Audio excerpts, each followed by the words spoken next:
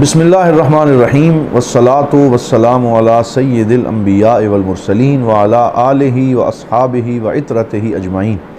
معزز سامعین و ناظرین، السلام علیکم ورحمۃ اللہ وبرکاتہ۔ ایک اہم پیغام کے ساتھ حاضر خدمت ہوں۔ ان دنوں ملک عزیز پاکستان میں 2018 میں پاس کیے گئے قومی اسمبلی اور سینٹ سے transgender protection of right act کے اوپر بات چیت چل رہی ہے اور ہر طرف سے موقف آ رہے ہیں، اور اس پہ جو قانون کے ماہرین ہیں ان کی آراء بھی آ چکی ہیں کہ 2018 میں قوم کو اندھیرے میں رکھتے ہوئے جو ہے وہ سینٹ اور پارلیمنٹ سے ٹرانسجنڈر ایکٹ کو پاس کروا لیا گیا۔ نہ اس کی شقوں کی تفصیل پہ بحث کروائی گئی، نہ اس کا جائزہ لینے کے لیے کوئی کمیٹی بنائی گئی، اور جیسے رات کو شب خون مارا جاتا ہے اس طریقے سے وہ پاس کروا لیا گیا اور اس کو ایک ایکٹنگ لا کی شکل میں جو ہے وہ ایکٹیو کر دیا گیا، اور کسی کی اس طرف توجہ نہ ہوئی۔ اور پھر جب اس کو ڈیٹیل میں پڑھا گیا تو سینیٹر مشتاق احمد صاحب نے سینٹ میں ایک امینڈمنٹ کا بل پیش کیا ہے، اور اس میں جب انہوں نے اس کے مندرجات کو کھولا ہے تو پھر پتہ چلا کہ ہمارے ایوانوں میں کیسے کیسے قانون بن جاتے ہیں، اور اس میں غیر ملکی NGOs اور کون کون سے عناصر شامل ہو کر یہاں کھلواڑ کرتے ہیں، اور کس طریقے سے اسلام، قرآن، شریعت مطہرہ کے قوانین کے ساتھ کھلے عام جو ہے وہ ایک بغاوت کی جاتی ہے، اور پھر اس کو لا کا نام دے کر اس کو منظور کروا لیا جاتا ہے۔ حالانکہ جو ہمارا آئین پاکستان ہے اور اس کے اندر جو آبجیکٹو ریزولوشن ہے اور جو قرارداد مقاصد ہے، جو کہ صرف پریمبل کا حصہ نہیں بلکہ ایک ایکٹیو اس کا آئین کے اندر رول ہے، اس کے اندر یہ بات واضح طور پہ کی گئی ہے کہ اس ملک میں کوئی ایسا قانون نہیں بنایا جا سکتا جو قرآن و سنت کے منافی ہو، اور جس میں اللہ اور اس کے رسول صلی اللہ علیہ وسلم کی تعلیمات سے ہٹ کر کوئی نئی راہ اختیار کی گئی ہو۔ اتنی واضح تعلیمات ہوتے ہوئے بھی ایک ایسا قانون بنا لینا کہ جس سے LGBT اور جو ہم جنس پرستی اور ہومو سیکشولیٹی کے جو چیزیں ہیں ان کو فروغ ملے، اور یہ گندگی اور غلاظت ہمارے ملک کے اندر بھی ایک قانون کی شکل اختیار کرے، میں یہ سمجھتا ہوں کہ یہ ایک بہت بڑی محرومی ہے، بدبختی ہے، اور یہ اللہ رب العزت کے عذاب کو دعوت دینے والی بات ہے۔ اگر تو صرف خواجہ سراؤں کے حقوق کی بات ہو تو بالکل ہم اس پہ واضح اور کلیئر ہیں کہ اس میں ہمیں کسی طرح کا کوئی اعتراض نہیں ہے۔ وہ بھی جو ہے اللہ رب العزت کی مخلوق ہیں، اور وہ بھی اس پاکستان کے باعزت شہری ہیں، اگرچہ ہمارے معاشرے نے ان کے ساتھ بڑا غلط اور ناروا سلوک جو ہے وہ روا رکھا ہوا ہے۔ ان ایسے افراد کے اپنے اہل خانہ ان کو گھر سے نکال دیتے ہیں، اور پھر جس طرح ان کو در در کی ٹھوکریں کھانا پڑتی ہیں اور جس طرح کا لائف سٹائل ان کو اختیار کرنا پڑتا ہے، وہ ایک بہت بڑی سہانے روح داستان ہے، اور اس کے لیے ضرور آواز بلند کرنی چاہیے۔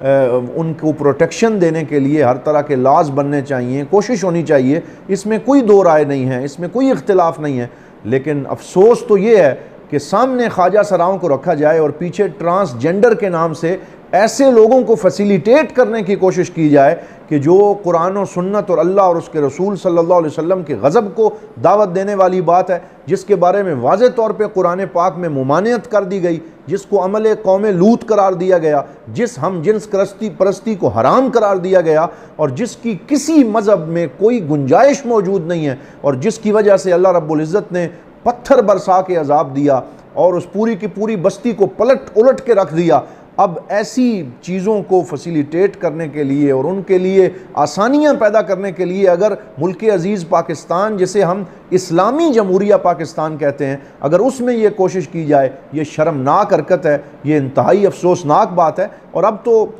بہت سے ماہرین قانون جو ہیں انہوں نے بالکل کھول کے اس کی کلازز اور اس کی شقوں کو کھول کے بتا دیا ہے کہ اگر تو یہ صرف انٹرسیکس کے لیے قانون ہوتا، یعنی خواجہ سراؤں کے لیے قانون ہوتا اور صرف ان کو پروٹیکشن دی جاتی تو کسی کو کوئی اعتراض نہیں تھا، لیکن اس میں جو کلازز شامل کی گئی ہیں جن میں یہ کہا گیا کہ اگر کوئی مرد یا عورت اس کی جس جنس کے اوپر اس کی پیدائش ہوئی اس سے ہٹ کے وہ کوئی جینڈر ایکسپریشن ظاہر کرتی ہے یا کرتا ہے، مثلا وہ اس کا لباس، اس کا ہیئر سٹائل اور اس کی بود و باش جو ہے وہ مرد لیکن وہ عورتوں والی اختیار کرتا ہے، یا ہے وہ عورت لیکن اسے مردوں والا لائف سٹائل اچھا لگتا ہے اور وہ ایسا لائف سٹائل اپنا لیتی ہے، تو پھر اس کو یہ حق دے دیا جائے کہ وہ نادرہ کے پاس جائے اور کہے نہیں جی مجھے میرے رب نے جس جنس کے اوپر پیدا کیا تھا میں اس سے مطمئن نہیں ہوں، لہٰذا مجھے جو ہے بطور عورت رجسٹر کر دیا جائے، یا عورت کہے کہ بطور مرد رجسٹر کر دیا جائے، اور ایک ایسی سوسائٹی بنانے کی کوشش کی جائے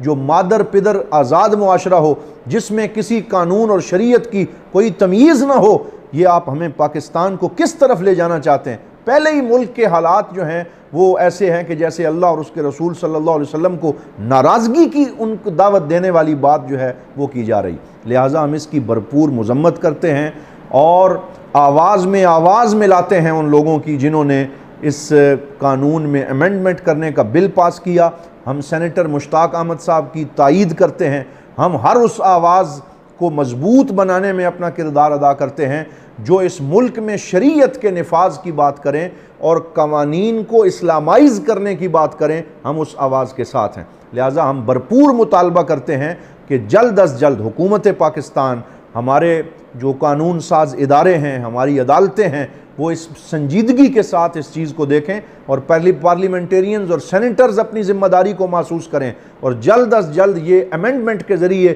اس قانون کو درست کیا جائے اور صرف خواجہ سراؤں کی حد تک پروٹیکشن دینے کی بات کی جائے، اور باقی جن جن چیزوں کی طرف لے جایا جا رہا ہے فوری طور پہ اس پہ قابو پایا جائے، اس ملک کو خانہ جنگی اور انارکی کی طرف نہ دھکیلا جائے، یہاں وہی قانون بنائے جائیں جو قرآن و سنت اور حضور صلی اللہ علیہ وآلہ وسلم کی تعلیمات سے موافقت رکھتے ہیں، ورنہ یہاں ہم جنس پرستی کو فروغ ملے گا، ورنہ یہاں پہ فحاشی اور عریانی بڑھے گی، اور جب فحاشی اور عریانی بڑھتی ہے، جہاں ہم جنس پرستی ہوتی ہے، جہاں اس طرح کے برے افعال کیے جاتے ہیں، وہاں پہ حضور صلی اللہ علیہ وسلم نے فرمایا کینسر کی بیماری بڑھتی ہے، طاعون بڑھتا ہے، وبائیں بڑھتی ہیں، ایسی ایسی بیماریاں وجود میں آتی ہیں کہ بندوں کو سمجھ ہی نہیں آتی کہ ہمارے ساتھ کیا ہو رہا ہے۔ لہٰذا خدا را اللہ کی ناراضگی کو دعوت نہ دیں اور اس قانون کو فوری طور پہ درست کر کے نافذ العمل بنایا جائے اور اس کی تمام غیر اسلامی شکوں کا خاتمہ کیا جائے۔ اللہ کریم ہمیں خلوص نیت کے ساتھ ایسا کرنے کی توفیق عطا فرمائے۔